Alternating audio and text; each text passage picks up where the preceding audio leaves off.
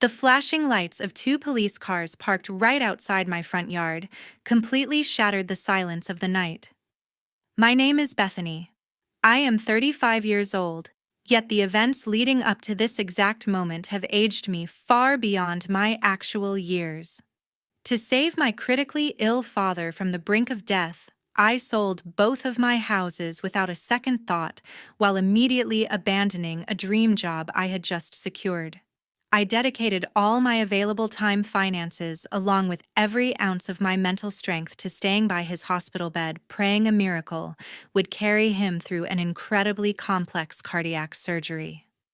The dangerous operation turned out to be a massive success, yet the very second my father regained consciousness on his hospital bed, he tightly grasped my sister's hand while demanding a legal transfer of his entire estate to her. "Because I deserve to have all of this," my sister casually declared, right in front of my face, shamelessly trampling over the profound sacrifices I had just traded with my own blood.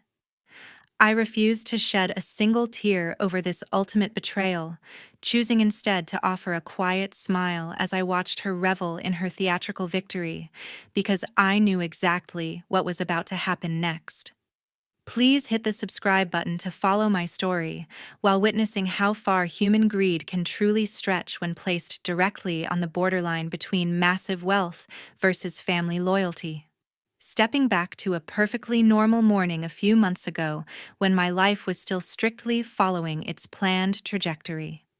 After years of relentless dedication to my craft, I had just received an official promotion to art director at a major design firm based in Grand Rapids, Michigan. The sheer relief of finally achieving my ultimate career goal brought a genuine smile to my face as I packed my belongings into a new corner office. That fleeting moment of professional triumph completely evaporated the second my phone rang with an urgent call from the Central Hospital. A clinical voice on the other end delivered the devastating news that my father Edward had been involved in a catastrophic traffic collision. The medical coordinator explained his condition was rapidly deteriorating toward a critical state while urging me to arrive as quickly as humanly possible. I immediately abandoned my half-empty boxes on the floor to sprint toward the elevator before speeding directly to the emergency room. A team of surgical specialists intercepted me in the waiting area to explain the grim reality of his extensive internal injuries. They firmly stated he required a highly specialized cardiac procedure to be performed immediately just to survive the upcoming night. The billing department representative then handed me an estimated invoice that vastly exceeded the maximum coverage limit of his basic health insurance policy.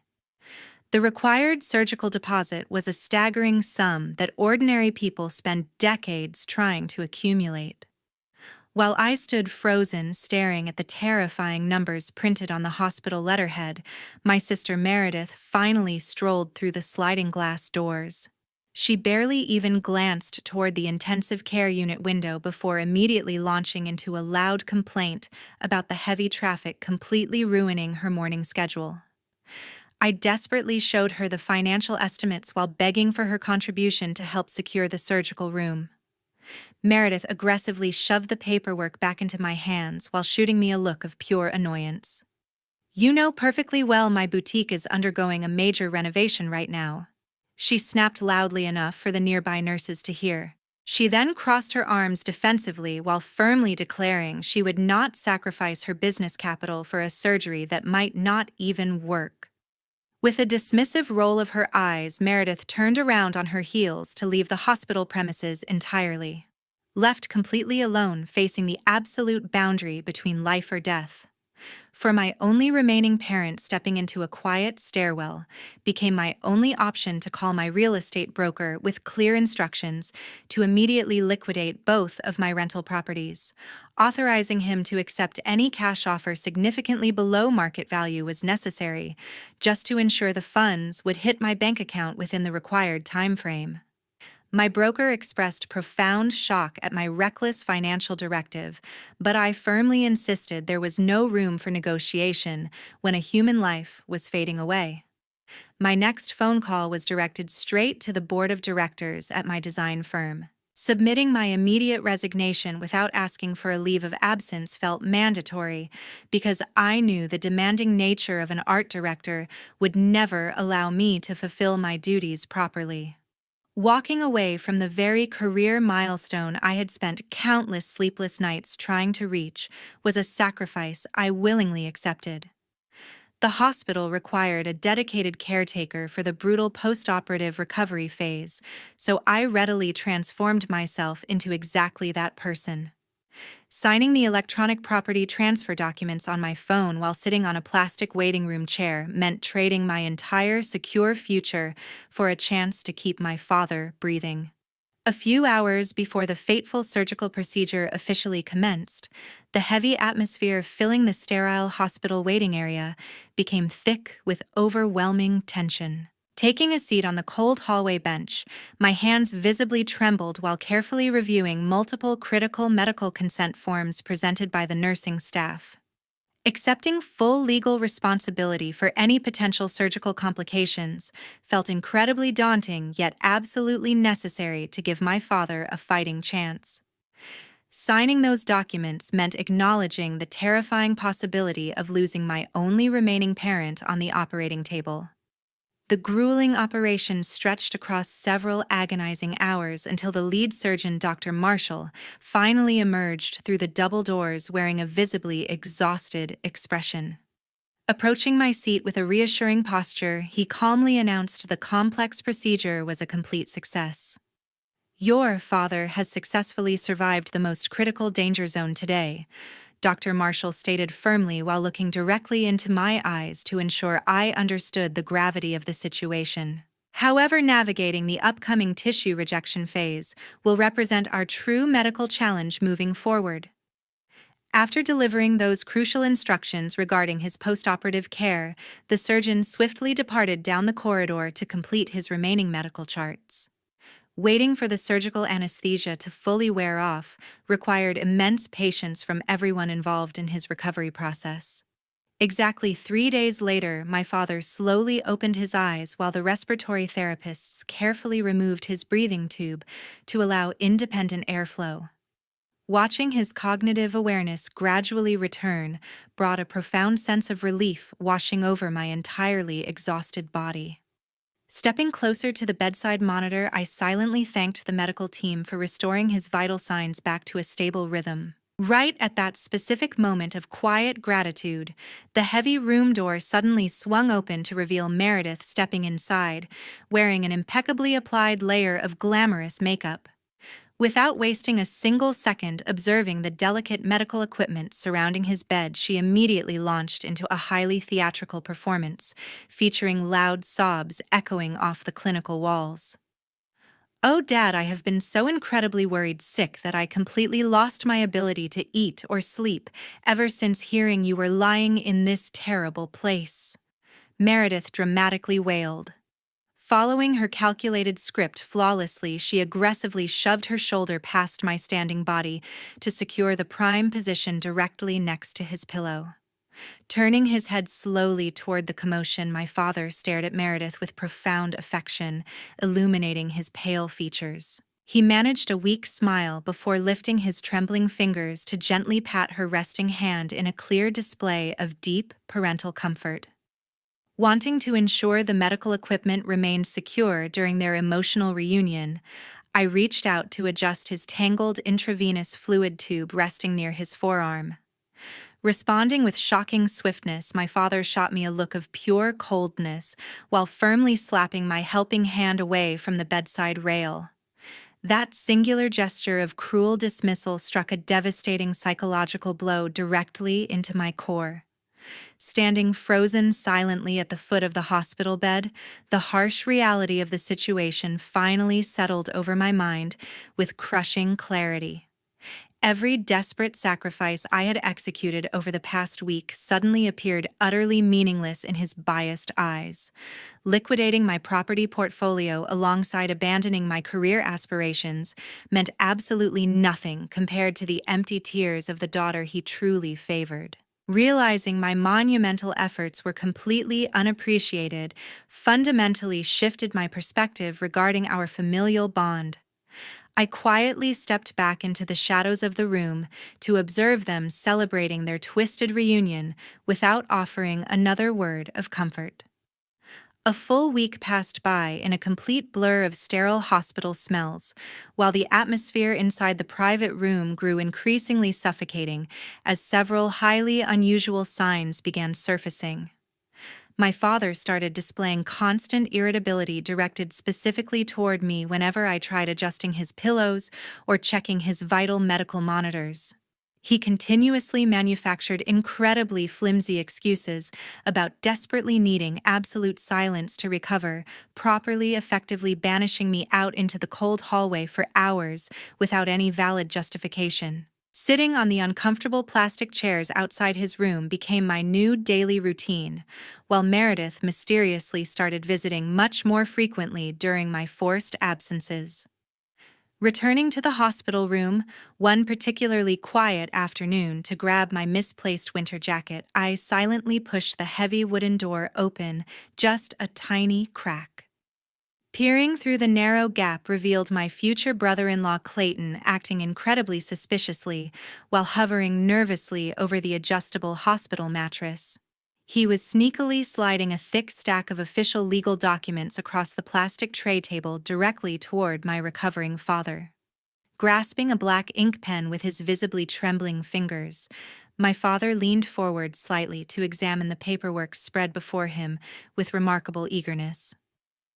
"Leave those files right there because I will sign them immediately before she manages to catch us," my father whispered hoarsely while eagerly preparing to endorse the hidden pages. Witnessing this bizarre secret transaction unfolding right before my eyes forced me to immediately step backward into the shadowy corner of the adjacent corridor.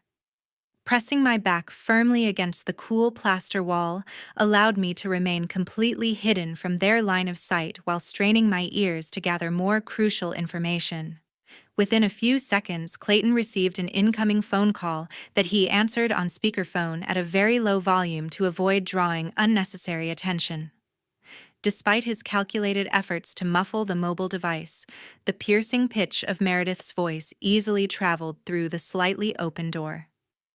"You need to hurry up with the notary certifications before that little brat returns to ruin everything," Meredith barked sharply through the cellular connection. Hearing Clayton agree quietly before stepping further into the private ensuite bathroom to continue their conspiratorial conversation provided me with the perfect window of opportunity. I silently slipped into the main hospital room while my father was deeply distracted by the television screen playing a muted daily news broadcast. Moving with extreme caution toward the bedside table where the freshly signed documents rested, I quickly flipped through the crisp white pages to uncover their sickening financial agenda. The top sheet revealed a brand new copy of his last will outlining the total distribution of his remaining financial assets. Lying directly beneath that altered testament was an official property transfer deed actively shifting the full ownership of his valuable real estate exclusively into Meredith's designated name. Another separate document detailed the immediate transfer of his lucrative retail business over to Clayton under the guise of a corporate restructuring process. Every single signature line bore my father's distinct handwriting, proving he was fully complicit in this calculated robbery. They were systematically stripping away every single asset right under my nose, while I was actively destroying my own financial future to pay his astronomical medical bills. Standing before this undeniable mountain of blatant betrayal completely paralyzed my physical body for a brief moment of pure psychological shock.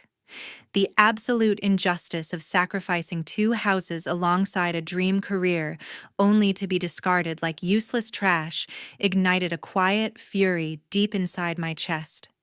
Yet I flatly refused to let a single tear escape my eyes or slide down my cheeks to mourn the sudden death of our familial bond. Choosing instead to permanently lock away my vulnerable emotions within an impenetrable mental vault, I carefully returned the classified documents to their exact original positions. I quietly backed out of the hospital room without making a single sound to alert the greedy traitors currently plotting my total financial ruin. Walking down the sterile corridor toward the main hospital lobby felt entirely different because I was no longer a devoted daughter fighting for her ungrateful father. I morphed into a fiercely rational woman who immediately began formulating a meticulous counterplan to completely dismantle their malicious scheme before they could succeed. The following morning, I drove away from the hospital grounds extremely early while heading straight toward the legal office district located inside the commercial center. I desperately needed to consult my best friend and personal attorney Tracy to request her specialized investigative skills regarding a highly sensitive family matter. I specifically asked her to conduct a discreet financial background check, targeting the current economic realities hiding behind Meredith alongside Clayton. Tracy immediately accessed several restricted credit reporting databases utilizing her professional legal credentials to uncover their deeply buried financial secrets. Staring at the glowing computer monitor revealed a truly horrifying truth regarding the luxurious lifestyle my sister constantly projected to the public. Meredith was currently suffocating underneath a massive mountain of debt resulting from multiple disastrous investment decisions she made earlier this year. Several aggressive collection agencies were actively threatening to seize her remaining physical assets to satisfy those severely delinquent loan accounts. Tracy printed out several alarming bank statements detailing how Meredith had entirely drained her savings accounts while taking out multiple high-interest loans to cover her failing business ventures. Fully understanding the desperate motive driving their malicious betrayal, I drove my vehicle back to the hospital parking structure to continue monitoring the situation. Just as I carefully pulled into a vacant concrete parking spot, I spotted Meredith pacing frantically near her luxury sedan while clutching her mobile phone. Parking my vehicle several rows away from her position ensured I remained completely undetected while observing her frantic physical gestures. She was engaged in a vicious screaming match with an aggressive debt collector who was clearly demanding immediate payment for her outstanding balances. I already told you to give me exactly 1 more week because I am practically holding the title to the old man's house along with his lucrative retail store. Meredith hissed through the phone with visible panic stretching across her pale face. She abruptly terminated the aggressive call before forcefully slamming her fist against the car roof, just as Clayton stepped out of the hospital entrance to join her. Leaning my body cautiously against my steering wheel allowed me to completely conceal my presence while rolling down my window slightly to capture their hushed conversation. Meredith frantically explained the escalating threats from her creditors while demanding Clayton accelerate their fraudulent property transfer timeline by any means necessary. They mutually agreed that allowing my father to maintain a sharp mental state posed a significant risk to their impending financial theft. We must find a method to make him become severely disoriented much faster because we will be left completely empty-handed if he suddenly changes his mind before the official transfer completes. Clayton whispered with cold calculation dripping from his voice. Listening to them openly plot the deliberate destruction of his cognitive health forced me to realize my father was facing a very real physical threat. The medical danger was no longer just about stealing his money, but directly jeopardizing his vulnerable recovery process to secure their illicit payday. I quietly reversed my car out of the parking structure without drawing their attention to execute a brand new defensive strategy immediately. Calling the hospital nurses station, I provided a believable excuse about needing to thoroughly deep clean my rented house to prepare a sterile environment for his upcoming discharge date. Utilizing that specific block of free time, I hired a team of private security technicians to install an extensive network of microscopic hidden cameras throughout the entire residence. The specialized technicians worked silently throughout the afternoon to wire the miniature surveillance equipment directly into my private cloud storage server for instant remote access. I strategically directed the professionals to conceal the recording devices inside the living room, smoke detectors alongside the decorative wall clocks facing the primary medical bed. Testing the live video feeds on my encrypted laptop confirmed the audio quality was perfectly capable of capturing even the softest whispers occurring inside the living space. Ensuring every single angle of his future recovery space was covered by high-definition lenses gave me the ultimate surveillance advantage against their impending medical sabotage. 2 days later, the hospital wheelchair transporting my father officially rolled through the front door of the rented house I had meticulously prepared for his arrival. Meredith, alongside Clayton, immediately seized total control over his primary caregiving responsibilities before I could even unpack his various medical supplies from the vehicle. They loudly proclaimed I was far too physically exhausted from the prolonged hospital nights to properly manage his complex daily medication schedule or his strict dietary requirements. Using that fabricated display of sibling concern effectively pushed me entirely out of the clinical management process without raising his immediate suspicions regarding their true motives. Choosing to maintain complete silence instead of starting a pointless argument over his daily care routine, I quietly retreated into my private bedroom located down the hallway. Locking the solid wooden door behind me provided the perfect isolation needed to open my personal laptop resting quietly on the desk. Typing my complex password allowed me to establish a secure digital connection directly to the hidden camera network actively recording the main living areas. Staring intently at the high-definition surveillance feed displayed across my screen provided me with an unobstructed view of their sinister medical sabotage unfolding in real time.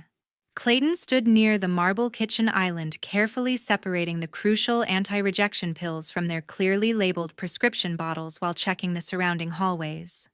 You simply need to crush exactly half of this specific pill, because the old man will become severely lethargic without anyone ever detecting the dosage change. Clayton instructed while demonstrating the precise grinding motion using a heavy metal spoon. Watching Meredith actively participate in this deliberate medical tampering through my glowing monitor solidified my determination to see them both locked inside a prison cell. I witnessed her secretly mixing the dangerously altered medication dosage directly into a bowl of warm soup meant for his designated afternoon meal. Furthermore, she deliberately forced him to consume heavily processed foods containing massive amounts of sodium that strictly violated the explicit dietary recovery protocol established by his surgical team. My father consumed the tainted meals without questioning her actions due to his overwhelming blind trust in his favorite daughter. Within a few hours of ingesting the altered chemicals, my father began exhibiting severe physical distress, including visible shortness of breath while clutching his recovering chest. His pained groans echoed softly through the thin bedroom walls as he desperately struggled to find a comfortable position on his elevated medical mattress. Despite hearing his obvious physical suffering emanating from the adjacent room, those two conspirators remained casually seated on the living room sofa, staring blankly at a ridiculous television program. Clayton briefly glanced toward the hallway before turning his attention back to the broadcasting channel, without making a single move to assist the struggling patient breathing heavily nearby. Just leave him lying right there, because groaning for a little while is definitely not going to kill him instantly while I am still watching the middle of this movie, Meredith stated with an absolutely cold-blooded dismissal of his agonizing pain. Witnessing their blatant disregard for his basic survival instantly confirmed they were actively attempting to accelerate his physical deterioration to secure their stolen inheritance faster. I quickly utilized my specialized surveillance software to extract every single second of this highly incriminating video footage from the hidden recording devices mounted nearby. Selecting the most glaring examples of their elder abuse allowed me to compile a comprehensive digital portfolio documenting their undeniable criminal behavior.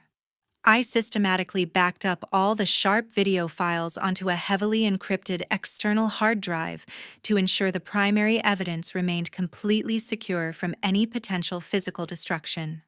Uploading these massive video files onto the encrypted legal server took several agonizing minutes before the progress bar finally reached absolute completion. Providing Tracy with this undeniable visual proof through a secure legal portal established the exact foundation required to launch an unstoppable criminal lawsuit targeting their severe financial exploitation combined with intentional medical endangerment.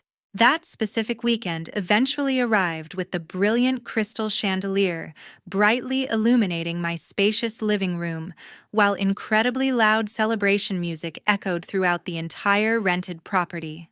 Meredith independently organized a massive gathering right inside my personal residence, using the blatant excuse of hosting a joyous medical recovery celebration for our surviving parent. She invited dozens of our extended relatives to fill the physical space, while my father sat quietly in his clinical wheelchair, visibly gasping for shallow breaths in the corner. The sheer audacity of her hosting a vibrant social event while he actively suffered from her deliberate medical tampering fueled my silent determination to execute my final defensive maneuver perfectly. Gathering the large crowd near the center of the room, Meredith stood arrogantly beside his medical equipment while holding a fragile glass filled with extremely expensive red wine. She aggressively tapped a silver spoon against the delicate crystal rim to command the absolute attention of every single guest currently conversing nearby. Waiting for the loud music to fade into the background allowed her to project her voice across the silent room. My father has officially trusted me to take over this entire family estate because I am the only person actually capable of handling such a massive financial responsibility. Meredith declared loudly while projecting a completely fake smile toward the clapping crowd. Hearing those incredibly arrogant words leaving her mouth made the blood running through my veins turn absolutely cold. Standing quietly near the kitchen counter under the heavily scrutinizing gazes of my confused family members, I flatly refused to waste my breath arguing against her ridiculous public declaration. I simply walked straight toward the media corner of the room to grab a high-definition multimedia cable resting on the wooden entertainment console. Connecting my encrypted personal phone directly into the largest television screen mounted in the center of the living room required only a few precise seconds of physical movement. Once the digital connection was firmly established, I tapped the play button on my surveillance application. The massive digital display instantly flickered to life before projecting the incredibly crisp hidden camera footage, capturing Meredith actively crushing the crucial anti-rejection pills. The surrounding surround sound speakers simultaneously broadcasted the crystal-clear audio recording featuring those two traitors explicitly plotting to rapidly destroy his cognitive awareness to successfully finalize their illicit property theft. Complete silence instantly suffocated the previously vibrant party atmosphere as the horrifying visual evidence played on a continuous loop for every single relative to witness clearly. Turn off that completely fabricated garbage right this instant because you are intentionally trying to frame me with fake videos to ruin my reputation. Meredith screamed hysterically while her previously arrogant facial expression turned completely pale with genuine psychological terror. My father remained absolutely paralyzed in his specialized medical wheelchair, staring at the enormous television screen with an expression of pure, unadulterated horror twisting his pale features. His trembling fingers abruptly lost their weak physical grip on his plastic water cup, causing the clear container to shatter loudly against the solid hardwood floor. Realizing the unimaginable cruelty hiding behind the fake affection of his favorite golden daughter seemed to instantly drain the remaining life force straight from his fragile body. The entire living room immediately erupted into a chaotic symphony of extreme outrage as the deeply shocked relatives began shouting furious questions toward the trembling couple standing near the television display. Realizing the undeniable gravity of their publicly exposed criminal conspiracy, Clayton completely panicked while desperately shoving several highly confused relatives out of his immediate path. He sprinted frantically toward the rear exit of the modern kitchen, hoping to disappear into the dark residential neighborhood before facing any severe legal consequences.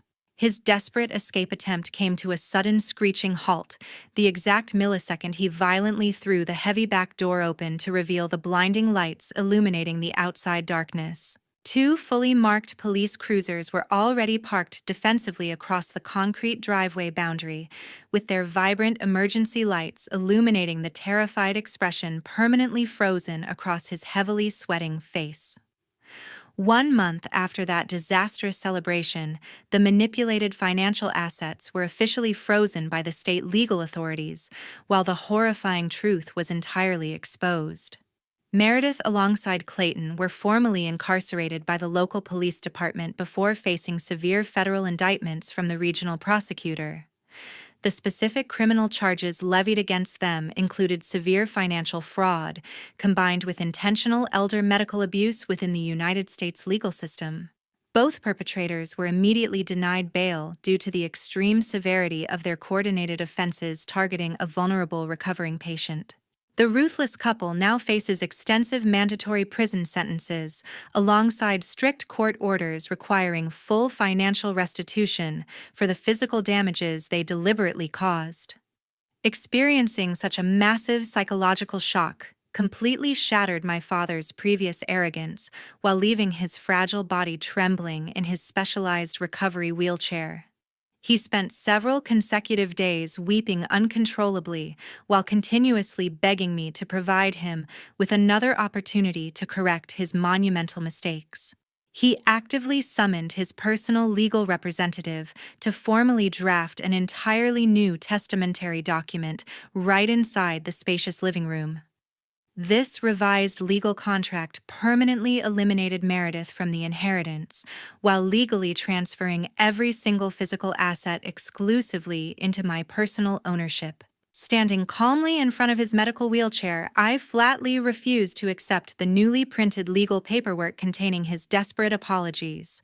The massive estate he was desperately trying to gift me now only served as a permanent physical reminder of his cruel betrayal.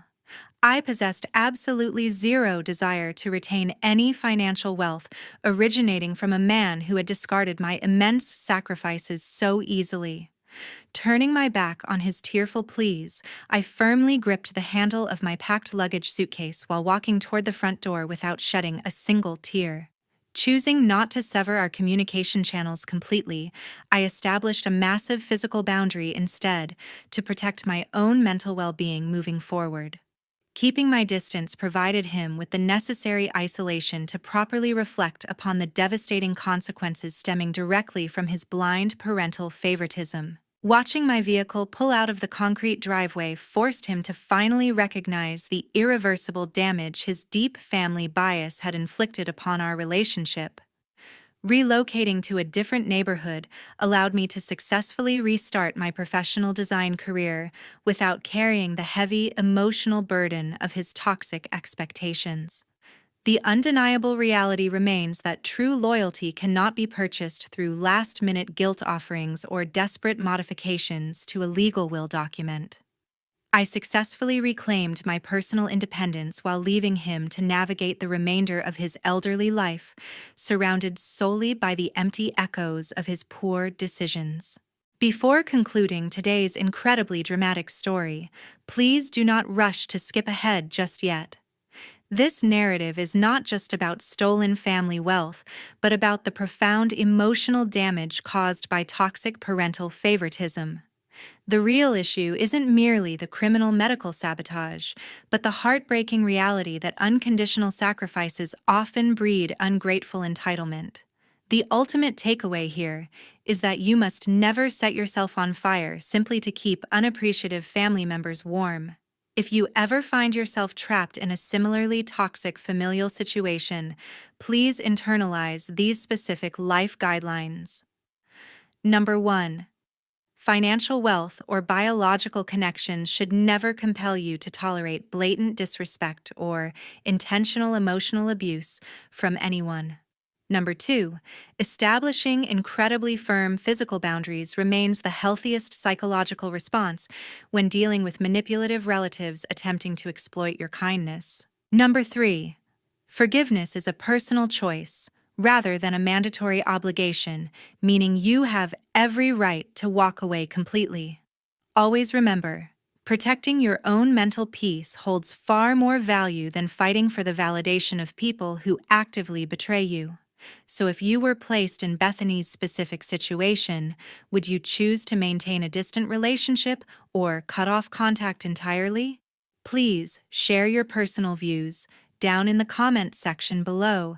Do not forget to hit the like button. Subscribe to our channel for more content.